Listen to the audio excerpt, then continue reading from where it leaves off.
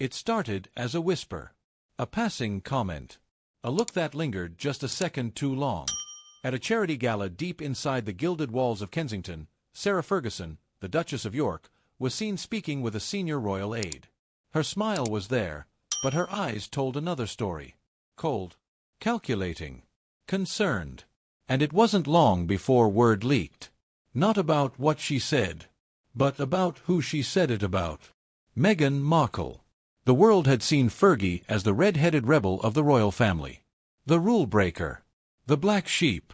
But over time, she'd earned a kind of weathered wisdom, the kind that only comes from falling hard and surviving.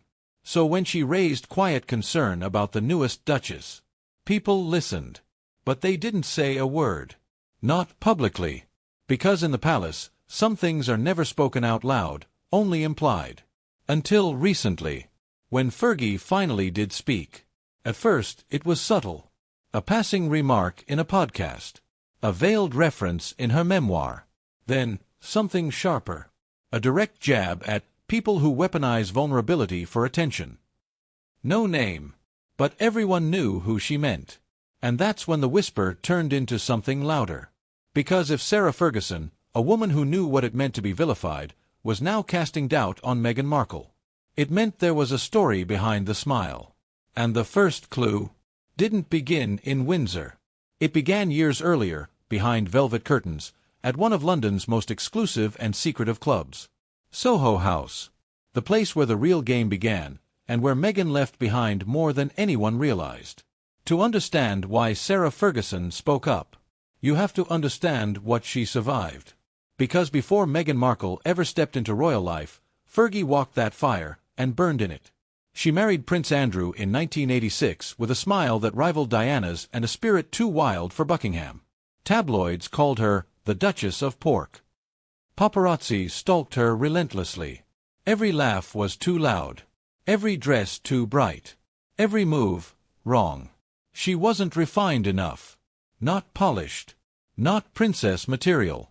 And when scandal hit, financial, personal, tabloid-fueled, the royals shut the door. Fast. Fergie learned the hard way. This family forgives slowly, if at all.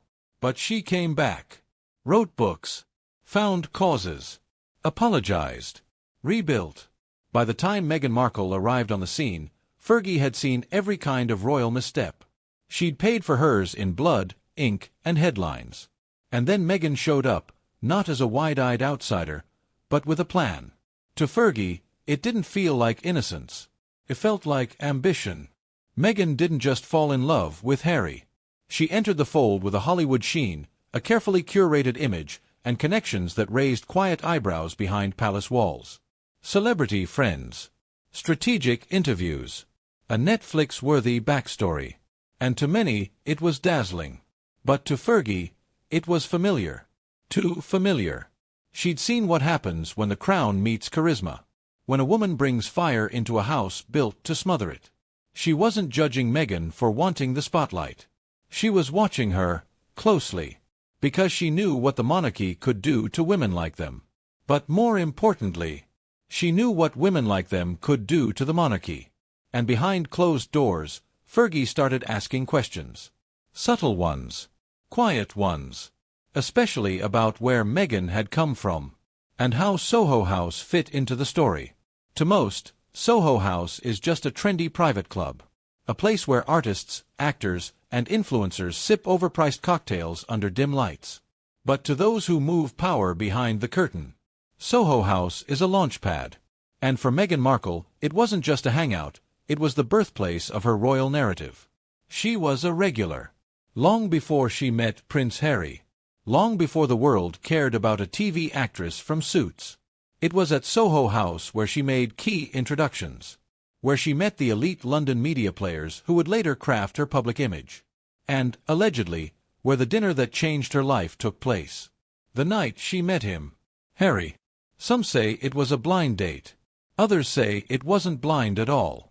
Because Meghan didn't stumble into the royal spotlight. She moved toward it. With intention. The whispers say the meeting was arranged by mutual friends, influencers with deep ties to Soho House's inner circle. People who saw the potential in pairing American royalty with British blood. A merger of brand and bloodline. Fergie knew those whispers. She heard them before anyone else said them out loud. Because she knew that behind every fairy tale was a press agent. And something didn't sit right. It wasn't the dating, it was the packaging. Meghan wasn't introduced to Harry as just Meghan. She came with accolades. A cause. A camera-ready glow.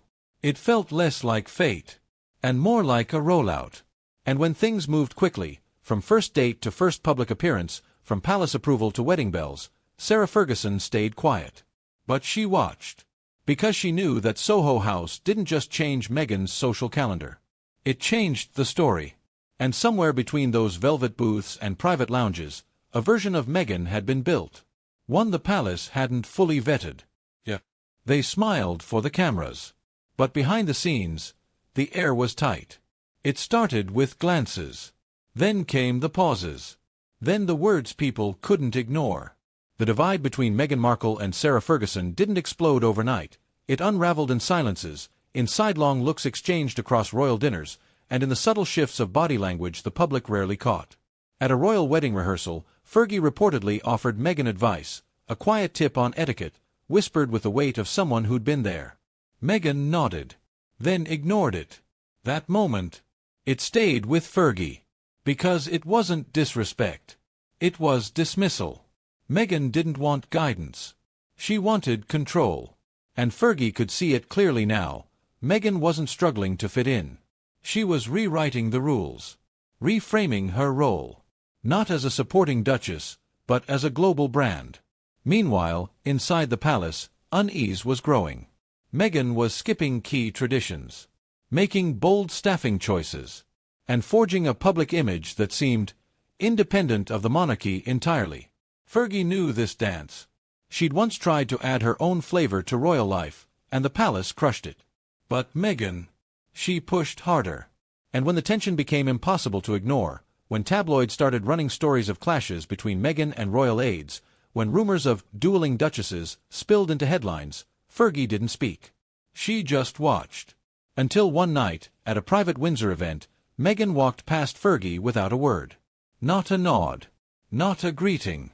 Just an icy silence between two women who had once shared the same stage. But now stood on opposite sides of it. Later, Fergie would describe that period as watching history repeat, but in a different key. She saw herself in Meghan. But not the version that got crushed. The version that bit back. And that terrified her. For years, Sarah Ferguson said nothing. While Meghan Markle and Prince Harry launched documentaries, memoirs, and headlines around the globe. Fergie stayed quiet. She watched the fallout. The Oprah interview. The accusations. The divide. And when the world split into Team Meghan and Team Monarchy, Fergie didn't pick a side. At least, not publicly. But then came the interviews. A podcast appearance here. A TV segment there. And between the laughs and royal anecdotes, came the shift. She began to speak, not about Meghan directly, but in ways that were impossible to ignore. Some people use victimhood as a spotlight. I learned long ago that silence can be strength, until it becomes permission. You don't rewrite royal tradition, you earn your place within it. Each quote sharpened the narrative. She wasn't angry. She was warning. The Duchess of York, once the palace's cautionary tale, had become its reluctant oracle. And what triggered it? Insiders say it was Lilibet. Not the baby, the name. When Meghan and Harry named their daughter after the Queen's childhood nickname, without reportedly getting the proper approval, Fergie saw it as more than a misstep. She saw it as a signal. That Meghan no longer saw the monarchy as something to navigate, but something to claim. And that was the breaking point. Because to Fergie, who had paid for her mistakes in exile, scandal, and silence, watching someone sidestep all of it with a smile and a story, was a kind of injustice. So she spoke. Not with malice. Not with fury. But with intention. Because if no one else in the palace would say it, she would. That something had been hidden behind Meghan's grace. That the story was more curated than confessed. And that maybe, just maybe, The truth didn't start at the wedding, but at Soho House, before the cameras ever rolled. Power inside the royal family doesn't always wear a crown. Sometimes it wears Chanel. Sometimes it speaks in sound bites. And sometimes it plays a longer game. To many, Meghan Markle's journey into the royal family looked like love. But to those who watched closely, like Fergie, it looked like strategy. From the beginning, Meghan understood something few new royals do. The monarchy may own the history, but the media owns the moment. And Meghan knew how to control the moment. She mastered the angles, the lighting, the narrative. She wasn't just marrying a prince. She was building a movement. A new kind of duchess, outspoken, modern, global. And while the palace struggled to contain it, Fergie was quietly connecting the dots. Because she'd lived through it before, but without Meghan's precision. Fergie had tried to speak up in the 90s and was crushed, laughed at, humiliated. But Meghan, she turned every criticism into a headline, every controversy into a cause. And slowly, the line between authenticity and agenda blurred. Was she a victim or a visionary? The Oprah interview hit like an earthquake. But for Fergie, it confirmed what she suspected all along. That Meghan wasn't playing the royal game. She was playing a different one. And maybe, winning. The Sussex brand exploded. Netflix, Spotify, book deals, activism. But behind the scenes, questions lingered. What was real? What was rehearsed? And what had been kept hidden, not from the press, but from the family? There were whispers of coordinated leaks. Private photographers at public events. Carefully worded statements crafted by PR firms, not palace aides. And Fergie, she knew a media machine when she saw one. She wasn't just watching a duchess. She was watching a player. And while the world debated whether Meghan was bold or brave, Fergie was wondering something else. If Meghan's rise began at Soho House, who helped her build it? And why was the palace so afraid to ask? By the time the tabloids caught up, the damage was already done. What had begun as royal fairy tale had morphed into global spectacle. Lines were drawn. Narratives clashed. And the institution that once held silence as sacred found itself answering questions on talk shows. Fergie watched from the sidelines as Buckingham's carefully curated image began to crack. Every appearance by Meghan and Harry brought new headlines. Every appearance by the firm brought new comparisons. And the public was splitting down the middle. Supporters praised Meghan for exposing royal rigidity. Critics accused her of rewriting reality for sympathy.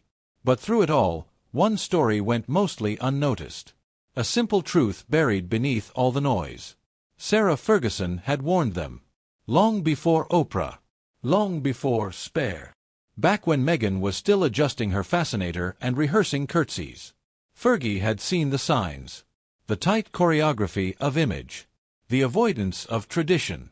The subtle rejection of the unspoken rules everyone else was forced to obey. And yet, no one listened.